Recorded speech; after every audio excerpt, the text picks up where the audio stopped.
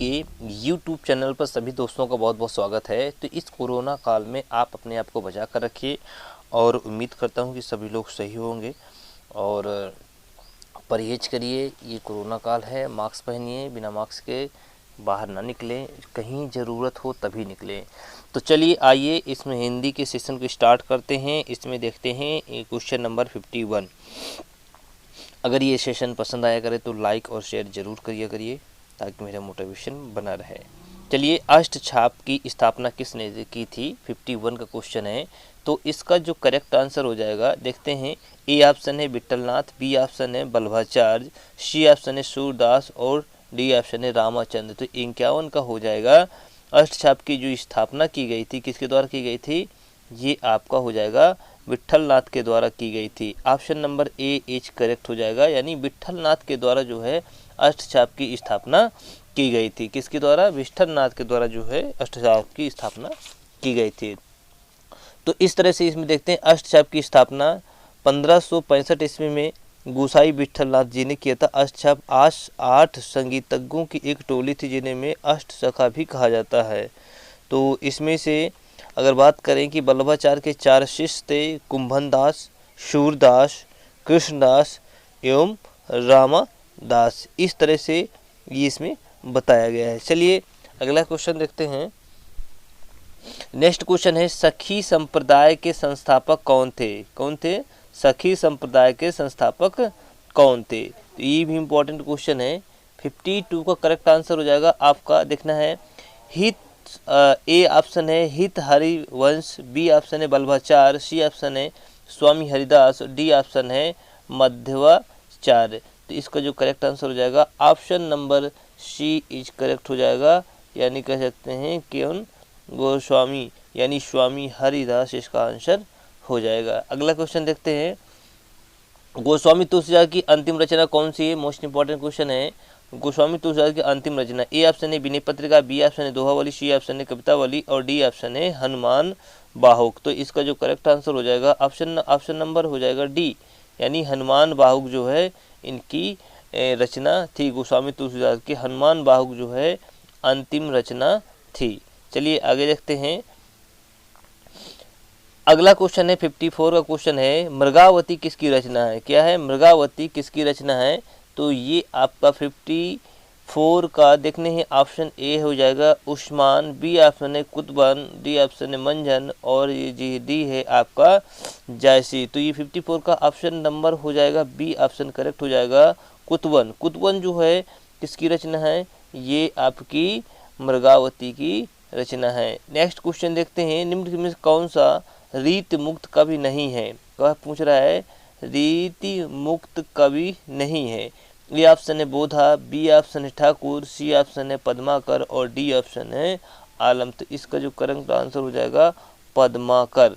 पद्माकर ये इनकी रचना नहीं है। तो ये क्वेश्चन इम्पोर्टेंट है और इसमें देखना है कि ये पद्माकर है, रीतिबद्ध धारा के कवि इनको कहा जाता है। क्या कहा जाता है, रीतिबद्ध धारा के कवि जो इनको कहा जाता है, ठीक है।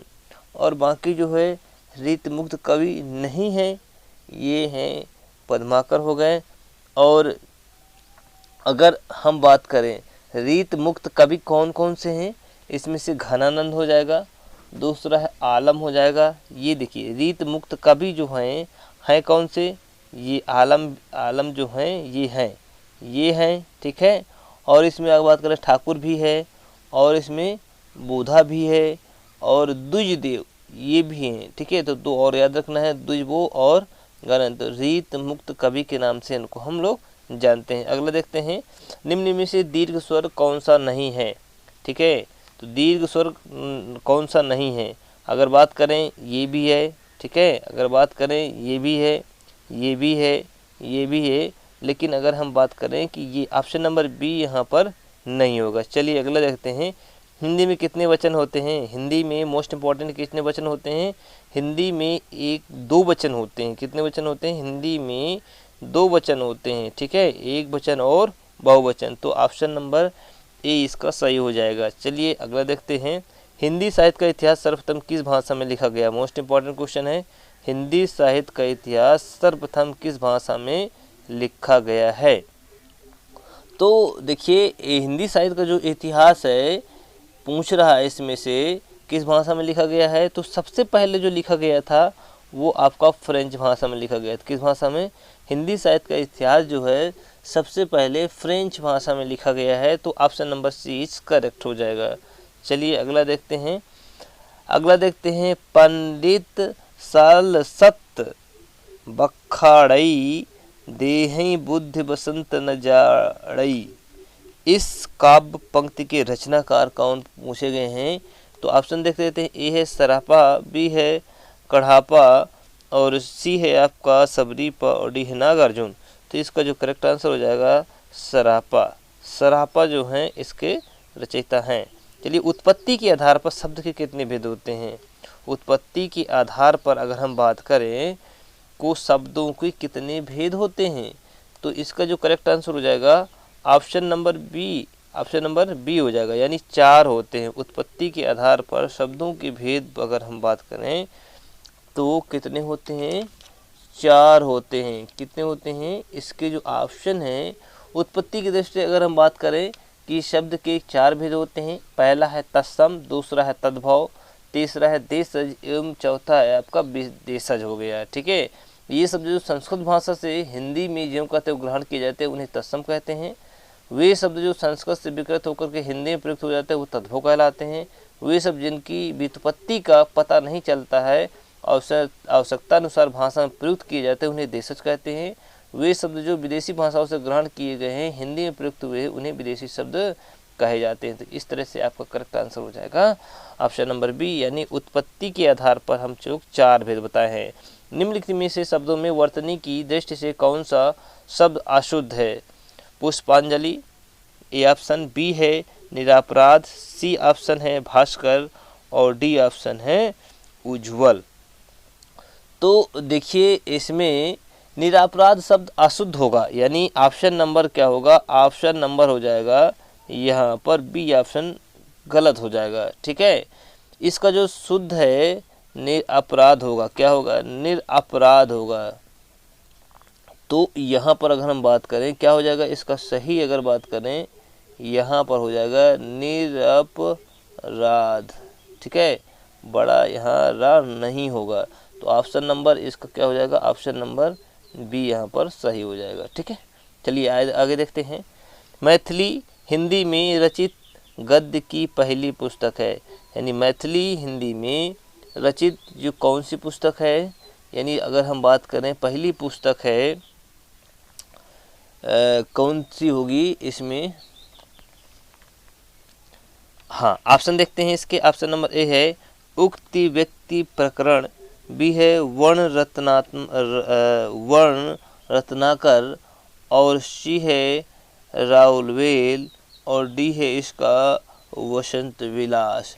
तो 62 का करेक्ट आंसर हो जाएगा ऑप्शन नंबर बी सही हो जाएगा। ठीक है, ऑप्शन नंबर बी यानी वर्ण रत्नाकर इसका आंसर हो जाएगा। चलिए अगला क्वेश्चन देखते हैं। निम्नलिखित में से संज्ञा शब्द है, आगे पूछना है संज्ञा शब्द कौन है? आप, ए ऑप्शन है, बी चलना और सी ऑप्शन है आकाश, डी ऑप्शन है लंबा। देखिए अगर हम बात करें आप, ठीक है, अगर हम बात करें आप की बात करें, ये जो हो जाएगा आपका क्या हो जाएगा? ये आपका हो जाएगा सर्वनाम हो जाएगा, चलना क्रिया हो जाएगी, लंबा विशेषण हो जाएगा। तो बचा क्या हमारे पास? तो हमारे पास बचा option number C. Option number C जो आकाश है ये क्या है आपका? संज्ञा हो जाएगा। चलिए अगला क्वेश्चन, समास के पदों को अलग करने को क्या कहते हैं? समास के पदों को अलग करने के लिए विच्छेद कहते हैं। ए ऑप्शन, बी ऑप्शन बदलाव, सी ऑप्शन विग्रह और डी ऑप्शन है विभक्ति। तो इसके अगर हम बात करें इसमें यानी समास के पदों को यानी समासी पदों को अलग करने को हम क्या कहते हैं? विग्रह कहते हैं। जैसे एग्जाम्पल के तौर पर हम लेंगे, अभी देखिए अगर इसको हम क्या कहते हैं, यहाँ पर अगर हम बात करें इसको ऑप्शन नंबर सी सही हो जाएगा, विग्रह हो जाएगा। अगर देखिए हम अगर इसमें बात करते हैं किस चीज़ की? विग्रह की। जैसे मैंने लिख दिया पीताम्बर, पीताम्बर लिख दिया। क्या लिख दिया मैंने? पीताम्बर लिखा ना। जैसे मैंने पीताम्बर लिख दिया तो पीत है अंबर जिसका अर्थ ये विग्रह हो जाएगा। विग्रह क्या हो जाएगा? पीत है अंबर, ठीक है, पीत है अंबर जिसका, ये हो जाएगा ऑप्शन, ठीक है। इस तरह से ये होगा। प्रत्यंग किस समास का उदाहरण है? प्रत्यंग, प्रति आ रहा है आपके इसमें, तो यहाँ पर ऑप्शन अव्ययी भाव समास, बी है तत्पुरुष समास, सी है द्विग समास, डी है द्वंद्व समास। तो इसका जो करेक्ट आंसर हो जाएगा ऑप्शन नंबर यहाँ पर हो जाएगा ए ऑप्शन हो जाएगा। क्या हो जाएगा? ऑप्शन नंबर ए हो जाएगा, अव्ययी भाव समास। देखिए अव्ययी भाव समास का पहला पद अव्यय होता है। क्या होता है? अव्ययी भाव समास का जो है पहला पद क्या होता है? अव्यय होता है। क्या होता है? अव्यय होता है। तो इसलिए इसका ऑप्शन ए हो जाएगा। अगला क्वेश्चन देखते हैं। साहित्य में रस के अर्थ होते हैं। अर्थ क्या होता है? रस की मिसाट, किसी रस का आनंद, किसी फल का स्वाद, साहित्य में मिलने वाली आनंद। तो इसका जो करेक्ट आंसर हो जाएगा ऑप्शन नंबर डी हो जाएगा। यानी साहित्य में मिलने वाली जो होती है आनंद, अनुभूति प्राप्त होती है। चलिए, काव्य की शोभा बढ़ाने वाले धर्मों को अलंकार कहते हैं। इस उक्ति में प्रयुक्त धर्म शब्द का क्या अर्थ होता है? ए ऑप्शन मजहब, बी ऑप्शन है गुण, सी ऑप्शन है सत्कर्म, डी ऑप्शन है कर्तव्य। तो इसका जो करेक्ट आंसर हो जाएगा काव्य की शोभा बढ़ाने वाले धर्म अलंकरण को क्या कहते हैं? उक्ति में धर्म शब्द का अर्थ होता है यहाँ पर गुण होता है। क्या होता है? धर्म शब्द का अर्थ option number B is correct answer हो जाएगा, अर्थात धर्म हो जाएगा। 68 का देखते हैं। निम्नलिखित में से कौन सा संधि का गुण है? क्या पूछा है? संधि का एक गुण पूछा है। संधि निरर्थक अक्षरों को मिलाकर के सार्थक शब्द बनाती है। बी है संधि में समास होता है। सी है संधि का अर्थ अलगाव होता है।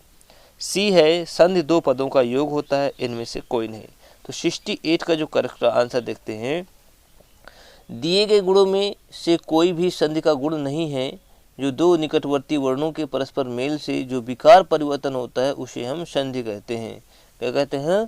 यानी दो पदों के योग को हम समास कहते हैं। दो पदों के योग को हम क्या कहते हैं?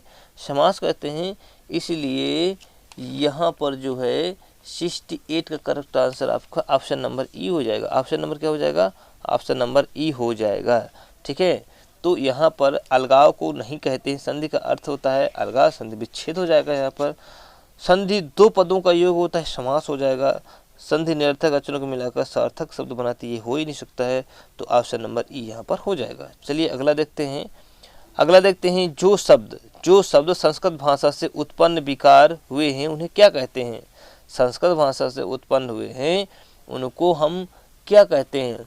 ठीक है, तो इसके ऑप्शन देखते हैं। ऑप्शन हो जाएगा तत्सम, बी ऑप्शन हो जाएगा इसका तद्भव, सी ऑप्शन है अर्ध तत्सम और डी ऑप्शन है देशज। क्या है? डी ऑप्शन है देशज। तो इसका अर्थ ये हो जाएगा जो संस्कृत से लिए गए हैं। ठीक है, जो शब्द संस्कृत से लिए गए हैं, उत्पन्न हुए हैं या विकसित हुए हैं, उनको हम क्या कहते हैं? उनको हम कहते हैं तद्भव। ऑप्शन नंबर बी सही हो जाएगा। यहाँ पर वाक्य विचार के अंतर्गत क्या अध्ययन किया जाता है? वाक्य विचार के अंतर्गत ए ऑप्शन है शब्दकोश, बी ऑप्शन है वर्ण, सी ऑप्शन है वाक्य और ए और बी दोनों का।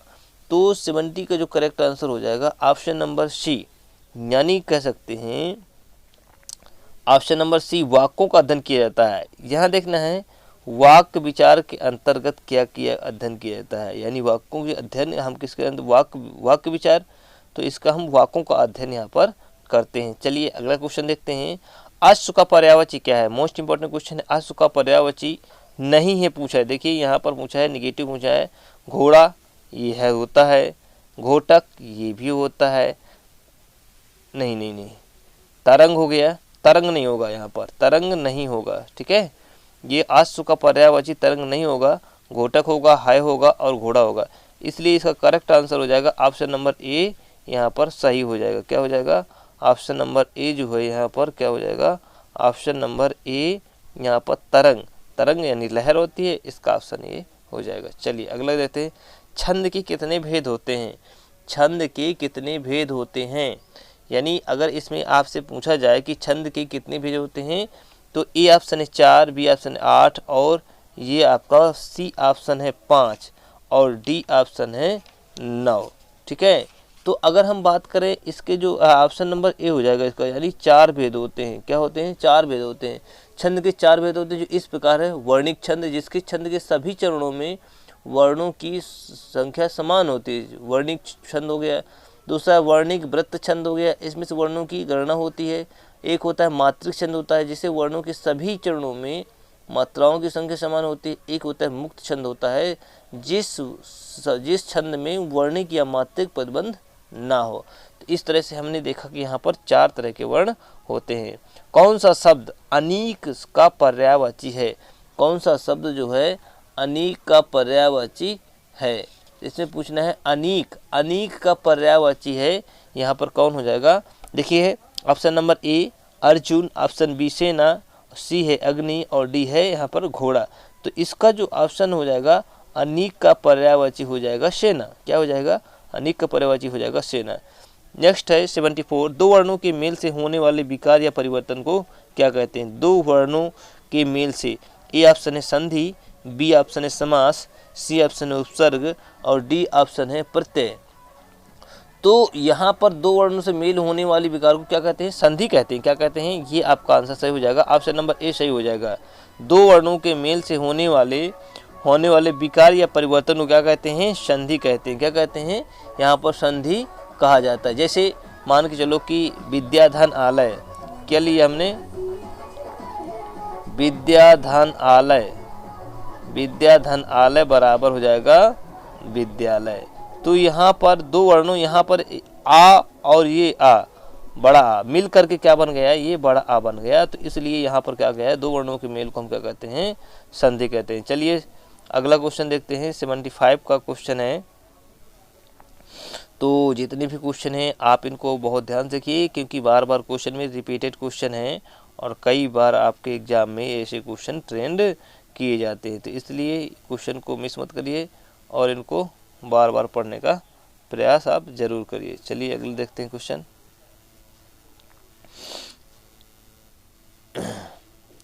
अगला क्वेश्चन है 75 के निम्न में कौन से शब्द की वर्तनी शुद्ध है? ठीक है, वर्तनी शुद्ध है। वागर्थ हो गया, बी है वागार्थ हो गया, सी है वाकार्थ हो गया और डी है वार्गथ हो गया। तो इसमें वर्तनी शुद्ध पूछा है 75 में। 75 में जो शुद्ध वर्तनी हो जाएगी, ऑप्शन नंबर इसका ए हो जाएगा। क्या हो जाएगा? ऑप्शन नंबर ए हो जाएगा, यानी वागार्थ। ठीक है, वागर्थ ऑप्शन ए में सही हो जाएगा। ठीक है, चलिए भाषा में शब्द और अर्थ की दृष्टि से सौंदर्य उत्पन्न करता है। क्या करता है? भाषा में शब्द और अर्थ की दृष्टि से सौंदर्य उत्पन्न करता है, इसे हम क्या कहते हैं?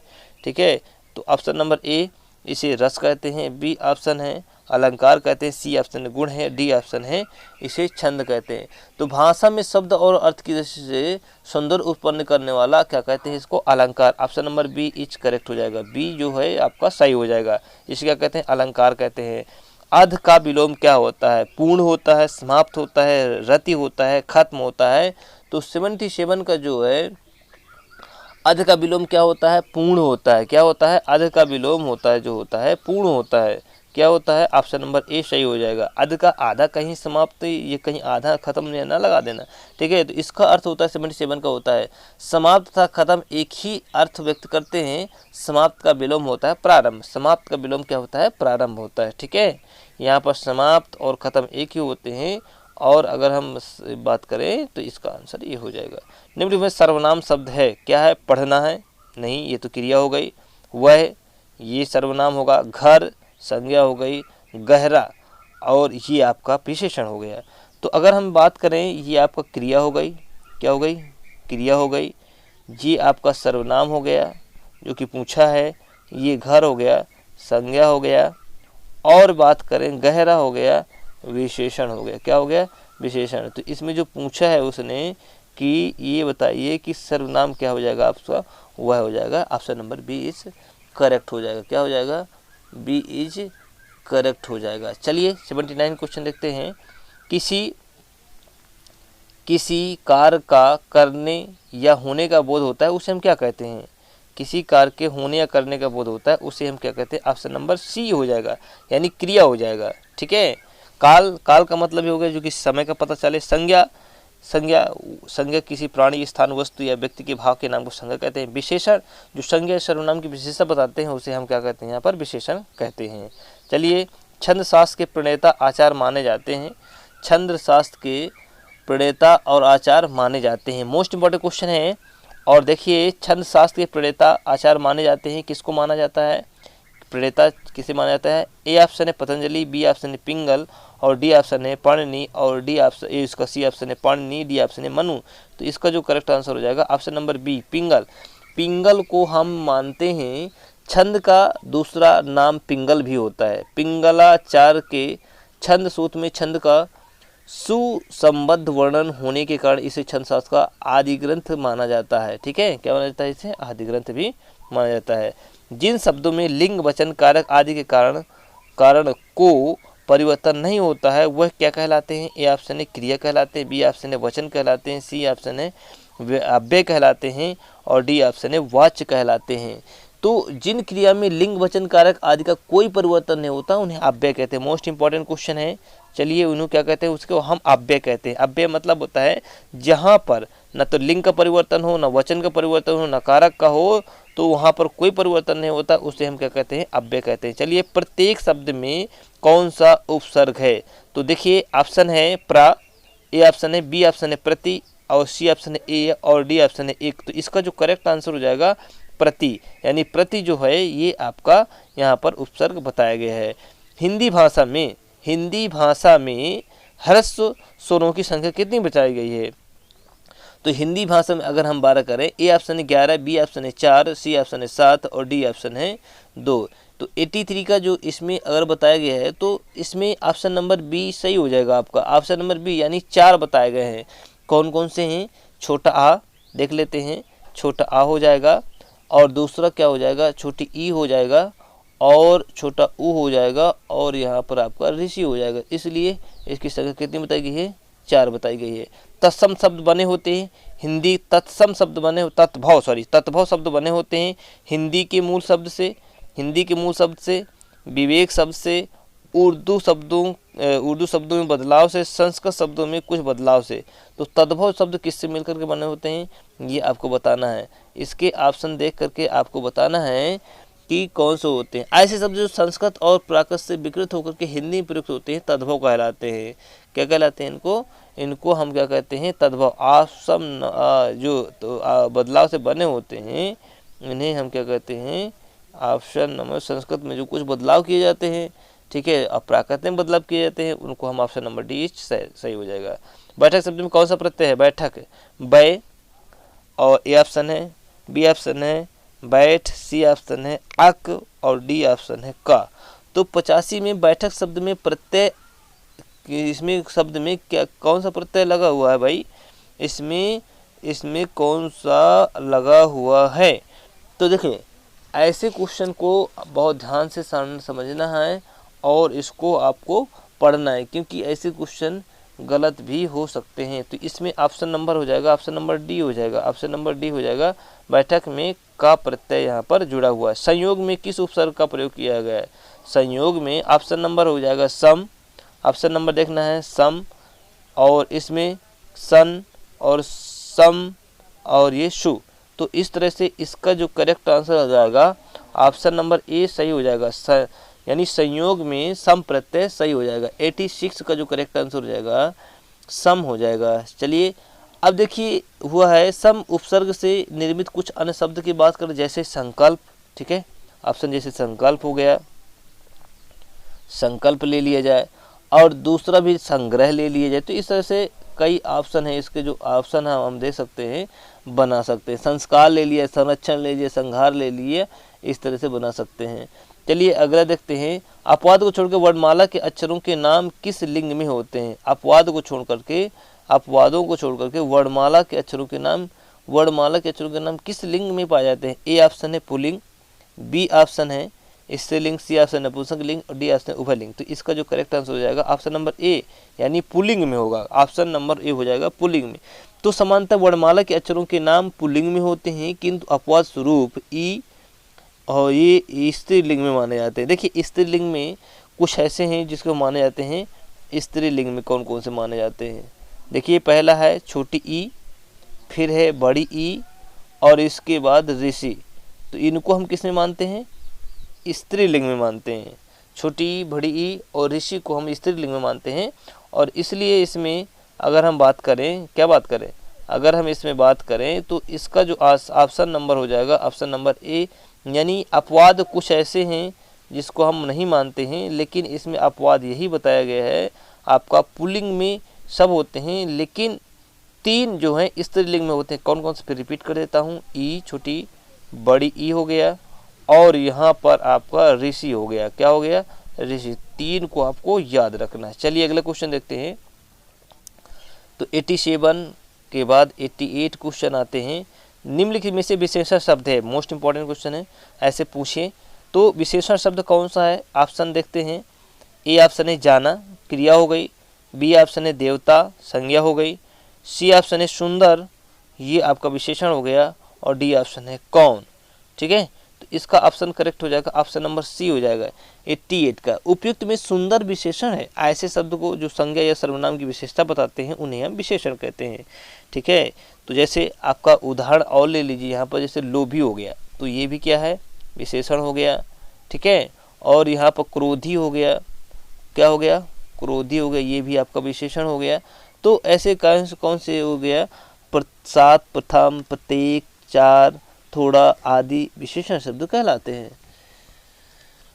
चलिए अगला क्वेश्चन देखते हैं। निम्नलिखित में से काल कहलाता है। काल किसे कहते हैं। काल क्रिया के घटित होने का समय, क्रिया का सामान्य रूप होता है, क्रिया का मूल रूप होता है, क्रिया का पूर्ण रूप होता है। तो देखिए इसमें जो होता है क्रिया के घटित होने के समय को हम काल कहते हैं। आप मैंने पढ़ाया था, तो वही है आपका यहाँ पर आंसर हो जाएगा, ऑप्शन नंबर ए हो जाएगा।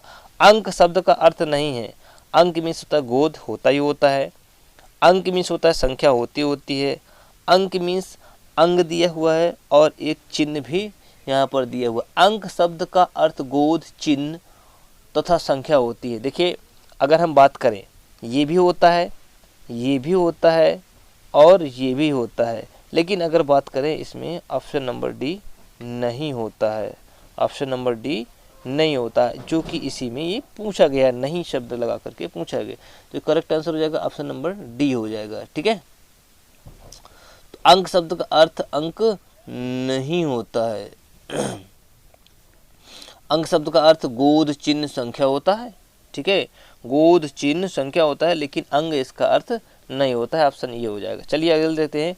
वाच्य कितने वाक्य किसके अनुसार बनता है। वाच्य जो होता है किसके अनुसार बनता है, ये आपको पढ़ना है। यानी दिया है कर्ता के अनुसार, कर्म के अनुसार, भाव के अनुसार, उपयुक्त में से सभी।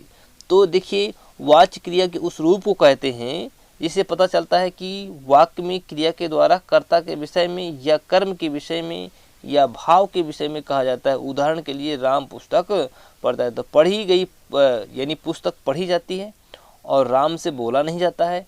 तीनों ही वाक्य क्रमशः कर्तवाच्य, कर्मवाच्य और भाववाच्य के उदाहरण है। तो इसका जो करेक्ट आंसर हो जाएगा ऑप्शन नंबर डी, यानी तीनों को मिला करके ये बनाया जाता है। किसको, तीनों को मिला करके ये बनाया जाता है। इसलिए वाच्य 3 प्रकार के होते हैं। कौन सा, कर्तवाच्य होता है, कर्मवाच्य होता है और इसमें भाववाच्य होता है। चलिए अगला क्वेश्चन देखते हैं। अगला क्वेश्चन होता है ऐसे शब्द जो उच्चारण और वर्तनी की दृष्टि से समान हो पर व्युत्पत्ति तथा अर्थ की दृष्टि से भिन्न हो, उन्हें क्या कहते हैं। उन्हें क्या कहते हैं। ऐसे शब्द जो क्या है, उच्चारण और वर्तनी की दृष्टि से समान हो पर व्युत्पत्ति के अर्थ के अगर बात करें तो भिन्न हो।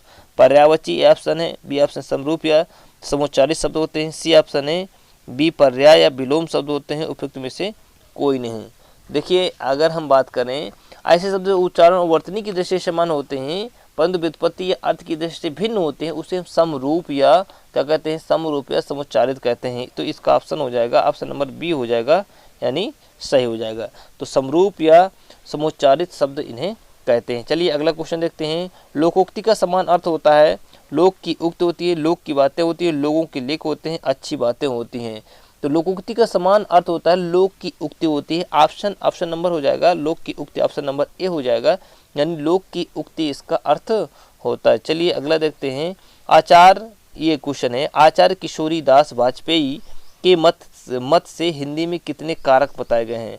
यानी किशोरी दास जी के अनुसार अगर हम बात करें कि ऑप्शन देखिए ऑप्शन नंबर ए है 6, बी है 7, सी है 8 और डी है आपका 5 है। ठीक है, तो आचार्य किशोरीदास वाजपेयी के मत के अनुसार कारक की जो संख्या बताई गई है ऑप्शन नंबर ए हो जाएगा, यानी 6 है। ठीक है, आचार्य किशोरीदास वाजपेयी ने किशोरीदास वाजपेयी ग्रंथावली वॉल्यूम फर्स्ट में लिखा है कि हिंदी में व्यक्तियों की संख्या बिल्कुल कम है, ने, को, से।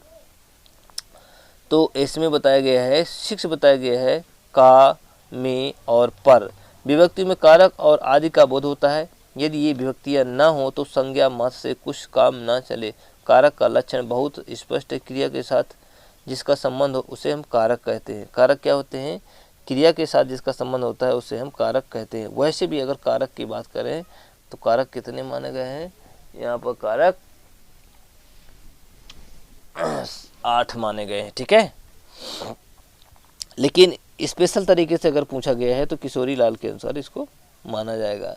चलिए अगला क्वेश्चन देखते हैं 95 में। अनेकार्थी शब्द अब्ज के गलत विकल्प का चयन कीजिए।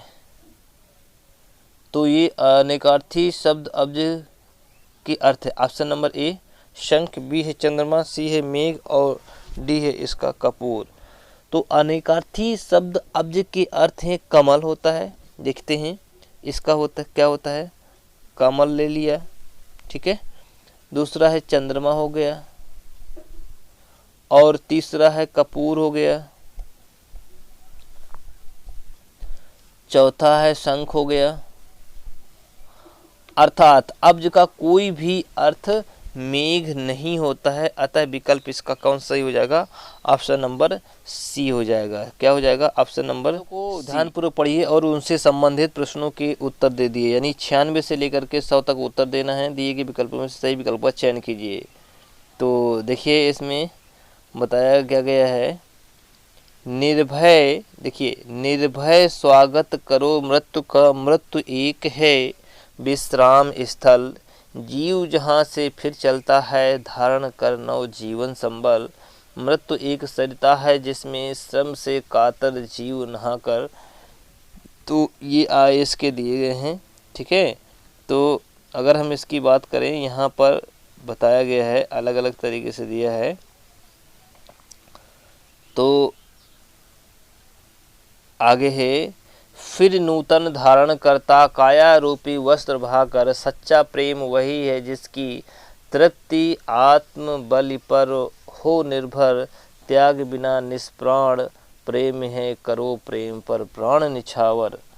तो इसमें देखने हैं आप, इसका 96 है, कवि ने क्या है, कवि ने मृत्यु के प्रति निर्भय बने रहने के लिए क्यों कहा है यहाँ पर। तो अगर हम बात करें 96 का, कभी मृत्यु के प्रति निर्भर बने रहने के लिए इसलिए कहता है कि मृत्यु के बाद मनुष्य फिर नया रूप धारण कर पुनः कार्य करने लगता है। मृत्यु से व्यक्ति केवल शरीर बदलता है तथा वह पुनः नया शरीर प्राप्त कर लेता है और नया जीवन उसको मिल जाता है। तो मृत्यु के बाद मनुष्य अमर हो जाता है। मृत्यु के बाद मनुष्य फिर से नया रूप ले करके कार्य करने लगता है। मृत्यु के बाद मनुष्य का पुनः जन्म नहीं होता। मृत्यु के बाद कोई भय नहीं होता। तो ऑप्शन नंबर इसका हो जाएगा, option number B is correct हो जाएगा। ऑप्शन नंबर बी हो यहाँ पर हो जाएगा। चलिए अगला क्वेश्चन की बात करते हैं। अगला क्वेश्चन क्या है? अगला क्वेश्चन है, कवि ने सच्चे प्रेम की क्या विशेषता बताई है जिसे वह कब निष्प्राण कहा है। ठीक है, तो इसमें अगर हम बात करें, सच्चा प्रेम प्रेमी के बलिदान पर निर्भर करता है जिसमें से वह प्राण होता है। सच्चा प्रेम नवीनतम धारण करता कर निष्प्राण हो जाता है। सच्चा प्रेम वह है जो आत्म बलिदान कर निर्भर नहीं हो तथा जिस प्रेम में प्राण नहीं होता है वह निष्प्राण होता है। सच्चा प्रेम त्याग व आत्म बलिदान पर भी निर्भर करता है। देखिए अगर हम बात करें इसकी ऑप्शन क्वेश्चन नंबर 97 की, सच्चा प्रेमी वह होता है जो आत्म बलिदान देता है। सच्चा प्रेमी वह होता है जो आत्म बलिदान देता है, आत्म बलिदान पर निर्भर करता है। ठीक है, और बात करते हैं उसमें त्याग की भावना होती है जिसे प्रेम में त्याग नहीं होता है। जिस प्रेम में त्याग नहीं होता वह निष्प्राण होता है। जिस प्रेम में त्याग नहीं होता वह निष्प्राण। तो ऑप्शन नंबर इसका हो जाएगा, ऑप्शन नंबर सी हो जाएगा। यहाँ पर ऑप्शन नंबर क्या हो जाएगा? ऑप्शन नंबर आपका हो जाएगा, ऑप्शन नंबर सी हो जाएगा। यहाँ पर ऑप्शन नंबर सी यहाँ पर हो जाएगा। चलिए अगला क्वेश्चन है, मृत्यु को विश्राम स्थल क्यों कहा गया है? मृत्यु को विश्राम स्थल क्यों कहा गया है?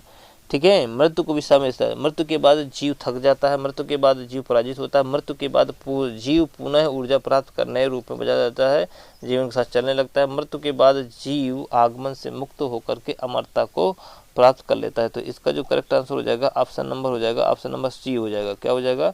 ऑप्शन नंबर यहाँ पर हो जाएगा सी हो जाएगा। क्या हो जाएगा? ऑप्शन नंबर सी हो जाएगा। ठीक है, तो ये आपका ऑप्शन नंबर हो जाएगा। मृत्यु के बाद वो जीव क्या होता है? ये प्राप्त कर लेता है। ठीक है, ऊर्जा प्राप्त कर लेता है। तो मृत्यु रूपी सरिता में नहाकर के जीव में क्या परिवर्तन आ जाता है? तो मृत्यु रूपी सरिता में नहाकर जीव नया शरीर धारण कर लेता है। ठीक है, सरिता में नहाकर जीव नया शरीर धारण कर लेता है, इसलिए इसका ऑप्शन हो जाएगा ऑप्शन नंबर हो जाएगा, ऑप्शन नंबर ए हो जाएगा। ठीक है, नया रूप क्या करता है? वो धारण कर लेता है। चलिए अगला क्वेश्चन है, कवि ने मृत्यु की तुलना किससे की है?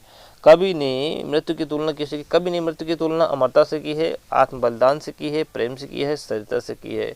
तो कवि ने मृत्यु की तुलना सरिता से किया है, सरिता से किया है। ठीक है, तो इसका हो जाएगा ऑप्शन नंबर हो जाएगा, ऑप्शन नंबर डी हो यहाँ पर हो जाएगा।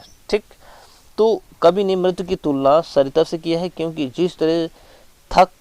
जिस तरह थका व्यक्ति नदी में स्नान करके अपने गीले वस्त्र त्याग कर सूखे वस्त्र पहनता है, उसी तरह मृत्यु के बाद मानव शरीर रूपी नवीन वस्त्र धारण करता है। तो इस तरह से आपके मोस्ट इम्पॉर्टेंट क्वेश्चन हो गए, यानी ये जो क्वेश्चन की सीरीज थी आपकी 51 टू कहाँ तक थी? 100 तक थी। मैंने इसको करवा दिया, यानी अगर हम बात करें 2 मॉडल पेपर में मैंने 100 क्वेश्चन करवा दिया, यानी model paper number set paper 1 का ए और बी 2 पार्टों में मैंने किया था। तो आप लोगों को अगर ये वीडियो पसंद आए तो लाइक शेयर सब्सक्राइब करिए और इसी तरह मेरे चैनल पर बने रहिए। तब तक के लिए धन्यवाद। अगले वीडियो का इंतजार करिए। नमस्कार।